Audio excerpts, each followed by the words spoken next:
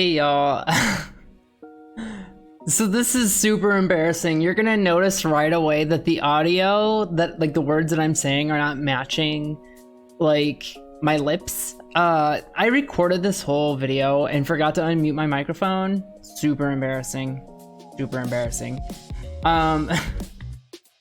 So what I'm going to do instead is I'm just gonna watch this and I will just vocalize kind of like the things that were going through my head at certain moments during the match. That way it's not just like me miming for y'all with with the match. I'm so embarrassed. This is a rookie mistake. These are mistakes I usually don't make. It's been such a busy week for me. Anyways, so this is my first match in the TBL, week 1 against Yahoodles and the Cleveland Lake Guardians. This is my first ever singles Wi-Fi league, which I'm talking about right now, and I'm super nervous at this point, and I keep talking about how nervous I am, and in fact I talk a little bit longer than I probably needed to because of how nervous I was.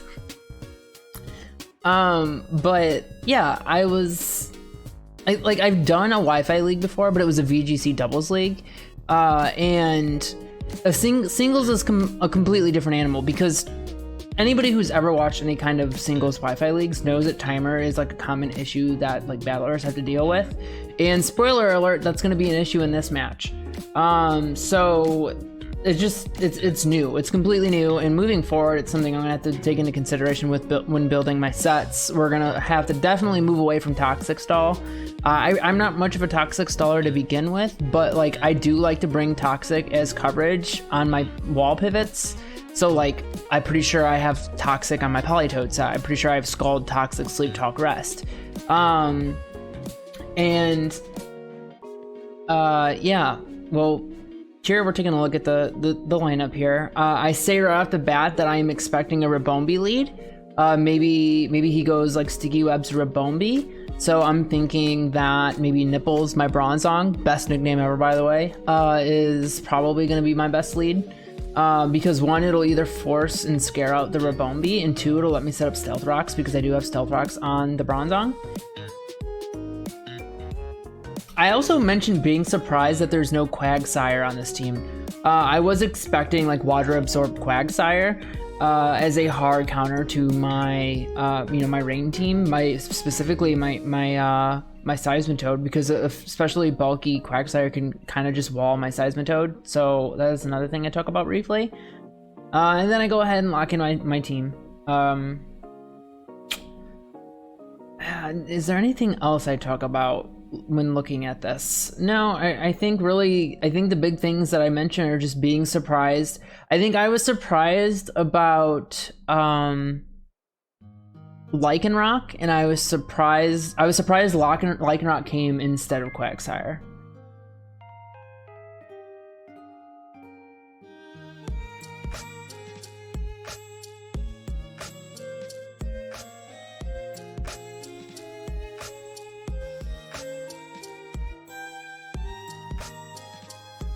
I have no idea what I'm saying right now. I'm probably just nervous chatter about random nonsense.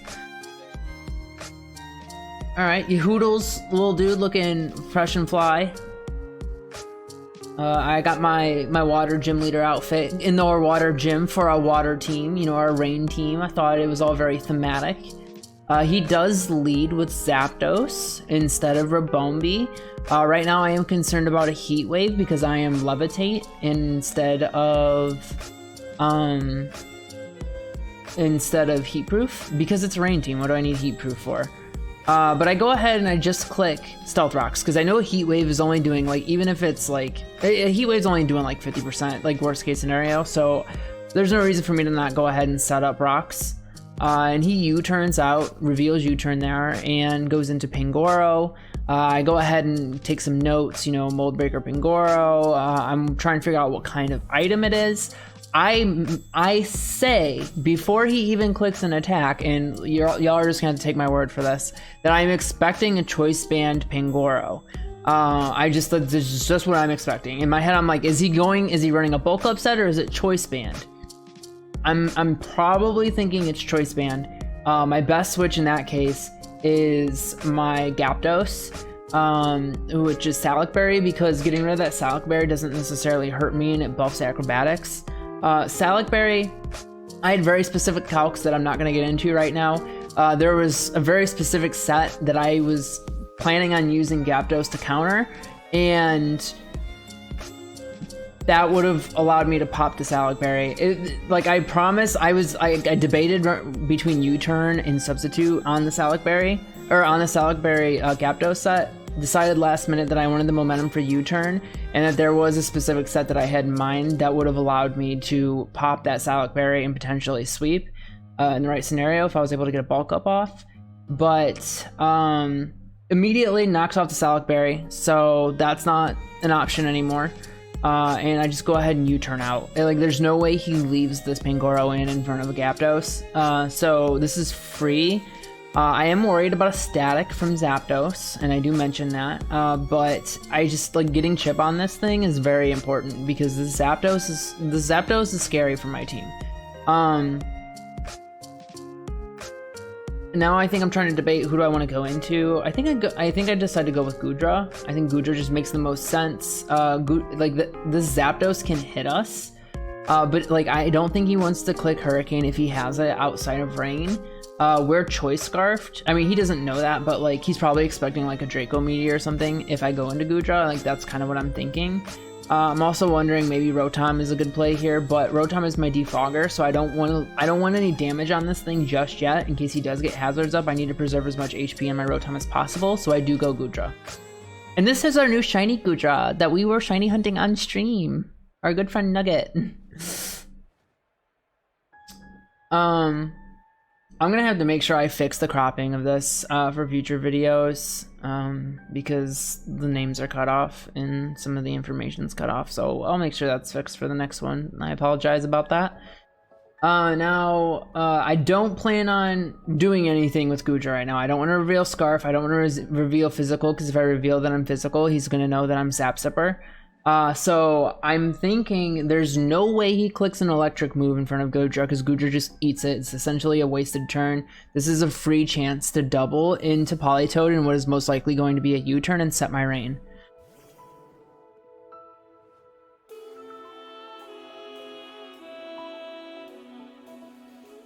And that's exactly what happens. So off to a good start so far.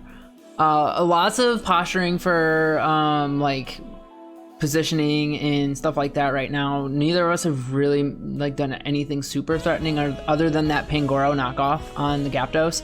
By the way, I did the calc, saw that it was Choice Band, so it was in fact Choice Band Pangoro. I see the Rillaboom here, and I know that Pangoro is Choice Band, so I'm thinking there's no way this Rillaboom is Choice Band. There's no way. It's probably Swords Dance, or it's AV. So I decide that if he clicks Grassy Glide, the best play here is Goodra. Goodra gets that Sap Sipper boost, is immune, and then I'm Choice Scarf. It's essentially a free Dragon Dance. Rain is up, so Aqua Tail is gonna hit anything hard if I like threaten him out, which is what I'm expecting, because this thing gets ice coverage, and he's not gonna leave this in front of this, thinking that it has ice coverage. So I do go into this, and instead of Grassy Glide, he clicks U-turn, and he does a huge fucking amount of damage. Look at that damage. That was a max roll. 59% was a max roll on Adamant Choice Band Rillaboom. So we got a max roll on that. Does a ton of damage. This is fully offensive Goodra. This is like max speed, max attack Goodra.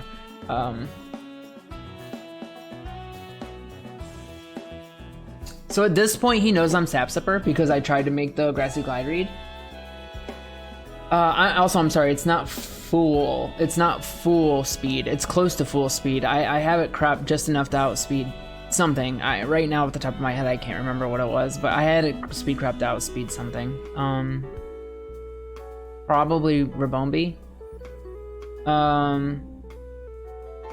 I can't remember exactly what I'm trying to outspeed here. Either way, he goes into Lycanroc, which it hurts. It's gonna really hurt if it clicks Accelerock, but it's not going to kill. We know that we have seen 2 choice bands now. We know there's no way this is a 3rd choice band, so we're definitely living Excel Rock, and we outspeed because we're choice scarfed, and he doesn't know that. Rain boosted Aqua Tail is the highest percentage chance for a kill here, so that's what we go for, but we miss. I say a lot of bad words here. I'm really upset. I'm really mad. I'm extremely upset. I don't really look like it, but I am. I am furious. I'm livid right now. But that's Mons, you know? If you're not clicking a 100% chance move, like, you gotta account for the fact that it's Pokemon. There's like, you're probably gonna miss. That's just Pokemon.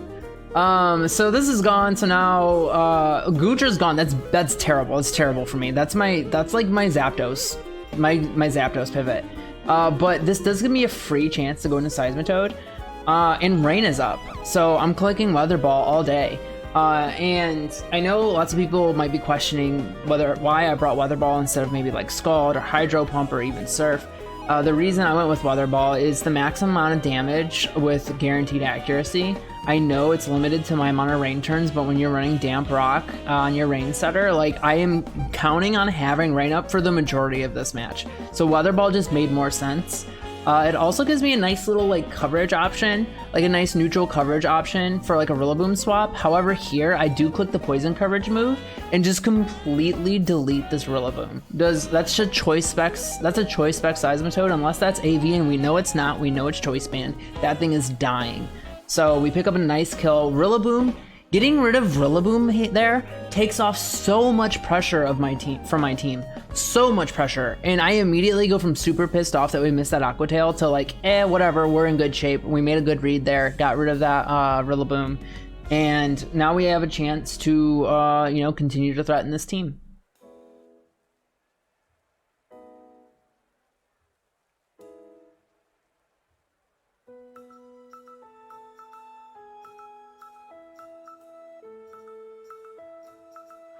He does go into Zapdos, and at this point I'm wondering maybe he has Weather Ball. Weather Ball does 2-hit kill if he gets high rolls.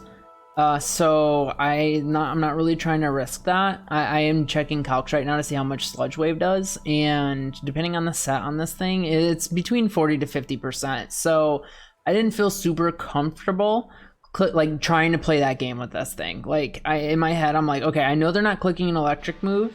This is a chance to double. I go into Politoed here, expecting a U-turn. Again, is the play I'm trying to make here. I'm expecting a U-turn.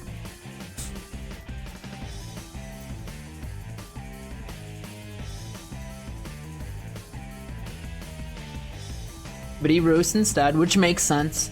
I'm not going to be able to kill that thing, so roosting was an extremely good play. I didn't know I had roost. I mean, it's a Zapdos, so it almost certainly has roost, but I didn't know yet. It's the first time he reveals it.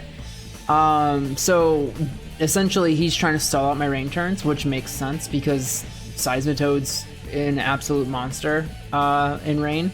But now I'm like, okay, I was able to pivot into my Toad and go right back into Seismitoad. I know I got 2 Toads and it's confusing.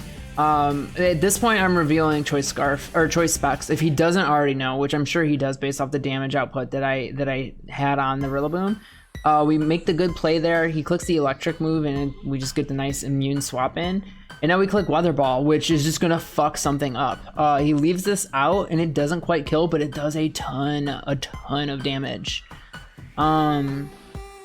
Even after a roost, he's in kill range. If he leaves this thing out, it dies.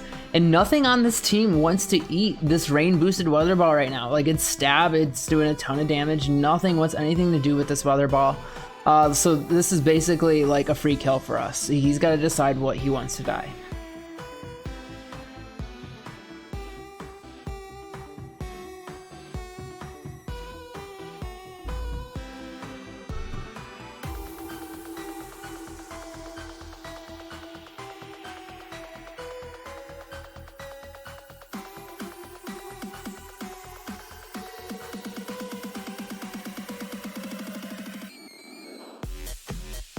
I think that's what I'm saying right now. I think I'm talking about how much pressure Seismitoad is applying to this team, especially now that Rillaboom's gone, because Rillaboom's like the hardest counter to this Seismitoad, and now it's completely gone.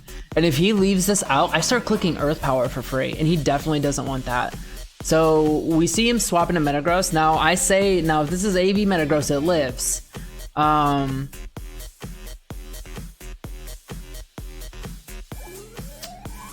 But we find out that it is not AV Metagross, and this thing just gets deleted off the face of the earth. So that's another threat off the table. I'm cheesing. I'm happy. I'm feeling good. I'm feeling really good right now. I think this is where he goes into Ribombee, if I remember correctly.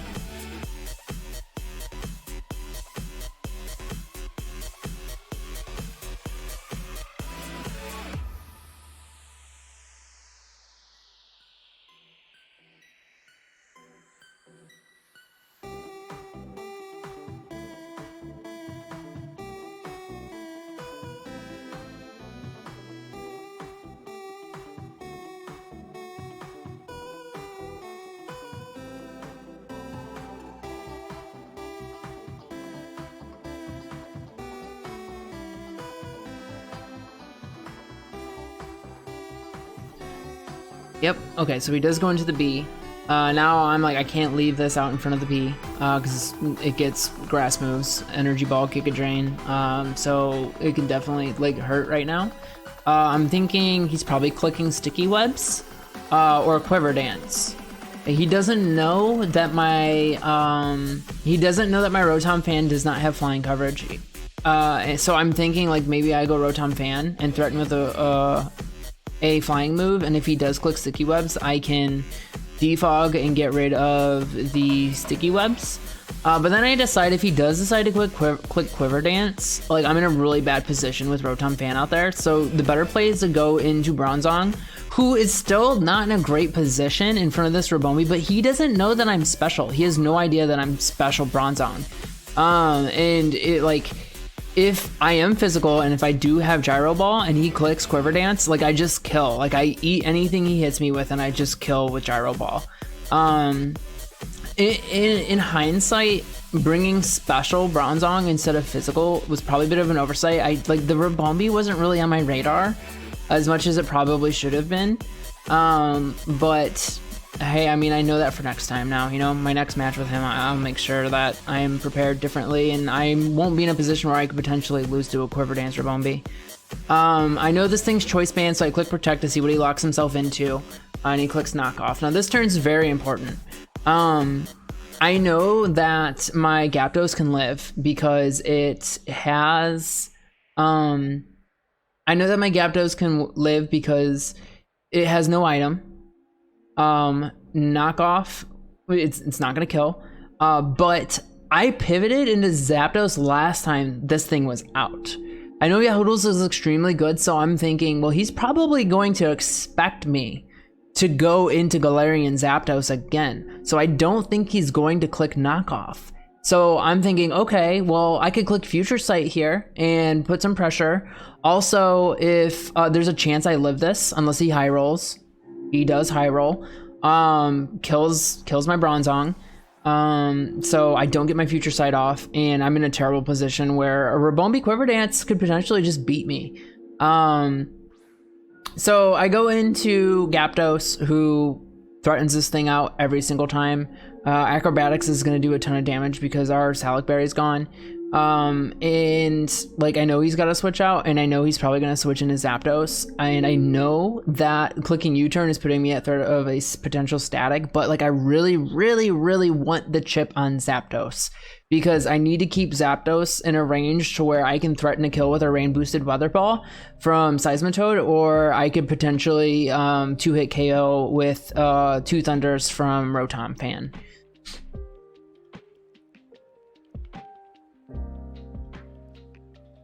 I also consider bulking up, but like the damage output on the Zapdos just isn't worth it. So I do U-turn, I get some more chip. Unfortunately, we do get the static para.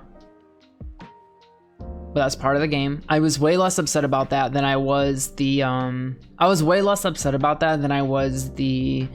Aquatail miss for my Goodra.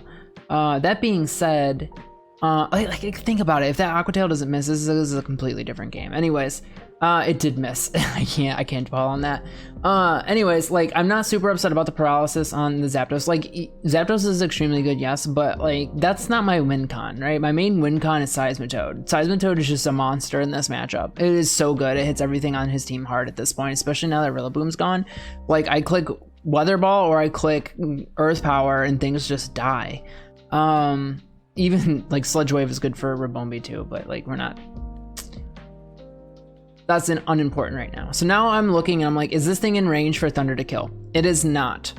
It is not in range for Thunder to kill. I'm expecting him to roost here or just hard switch into something else. Although like nothing wants to eat a Thunder. So I'm just clicking Nasty Plot. I feel like this is free Nasty Plot. He can't threaten my Rotom. I outspeed this thing. And like I didn't know I outsped. I suspected that I outsped based off the bulk. I figured there was a significant amount of HP investment, which there was, and we do outspeed. We do go +2, and there's a chance this Thunder kills. It's a roll. It's like a 50-50 roll as to whether this kills. So I just click it. You know, it's a 50-50 roll as to whether or not it kills, and a 70% chance to hit. We missed an Aquatail once. I felt like the game owed me a Thunder hit here, so I just go ahead and click it.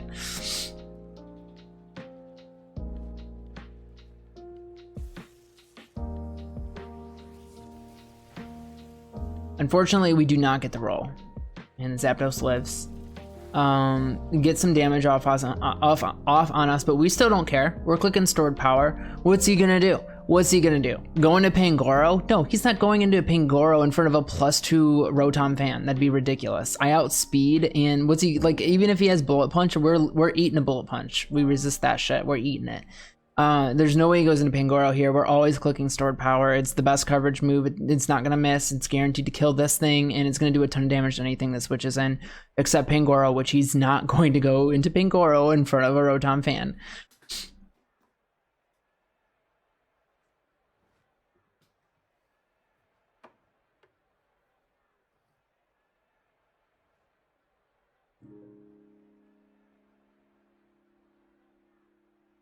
And this turn, actually, he takes his time figuring out what to do, which, like, it's Wi-Fi singles, I understand. We're both new. This is his first time in a Wi-Fi singles league as well. But, like, timer is definitely an issue. But we do get the Stored Power off. We take out the Zapdos. That is a tremendous threat off the table. At this point, I'm feeling really good, right? Like, I'm starting to feel like I can't lose this. I can't lose this, right? Like, unless he finds a window to click Quiver Dance with Ribombee, which I don't see happening because he has to go Lycanroc here and click Accelerock. Because nothing else, like, I don't see any other option here. I don't see any other option for him. He has to go Lycanroc and click Accelerock, and I just pivot into Seismitoad, right? Like, that's, in my head, that's what I'm thinking. But he uses all of the timer. He uses all the timer here trying to decide who to go into. I'm imagining he was running a calc, and I actually think Otoa mentioned this in the TBL stream as well. He's probably running a calc to see if Ribombee can kill from this range, which, I mean, Moonblast can kill, but like if you don't, I don't know. I in my head, Lycanroc's the obvious play. But he basically uses up all the timer. I know he's clicking Accelerock, and I just go hard into Seismitoad, and we just eat the Accelerock, and at this point, battle's over. Timer's up. And I have more Pokemon alive. I have more HP. I win the battle. So it doesn't feel great winning our first match by timer. Really not the way I wanted to win our first match, but a win is a win, and in this highly competitive, high skill level league, I am going to take every win that I can get, even if it is by timer. I will never play with the intentions of winning by timer, but if I win by timer, I'm like, it's a win, you know. It's a win in a league where everyone is extremely good. I don't feel bad about it. I said that I feel bad, but I don't feel bad. So yeah, that's that. GG's to Yahoodles. You know, again, like, The fact that it went to timer kind of like leaves a lot to the imagination, but I'm confident that we will have another showdown against one another at some point, and we can settle the score then. Until then, I'll take the W, and I will see y'all next week. Bye.